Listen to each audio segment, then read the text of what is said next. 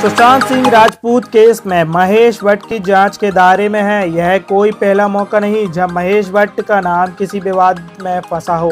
पहले भी कई बार यह विवादों में आ चुके हैं। ऐसा ही एक मामला था जब उन्होंने ही अपनी बेटी पूजा भट्ट से शादी की इच्छा जताई थी और उन्हें लिप टू लिप किस कर बैठे थे।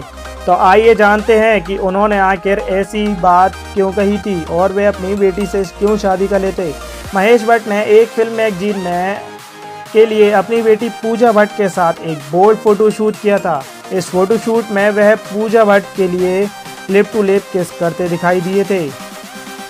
ये फोटो छपते ही हंगामा मच गया और लोग महेश भट्ट की आलोचना करते हुए बवाल करने लग गए। मीडिया में भी इस मुद्दे ने महेश भट्ट की जमकर खिंचाई की और इस फोटोशूट पर महेश भट्ट को जान से मारने की भी धमकी मिल रही थी। विवाद इतना बढ़ गया था कि इसे खत्म करने के लिए महेश भट्ट को एक प्रेस कॉन्फ्रेंस करनी पड़ी, लेकिन इस पर उन्होंने उनकी मुसीबत कम करने की जगह और बढ़ा दी गई।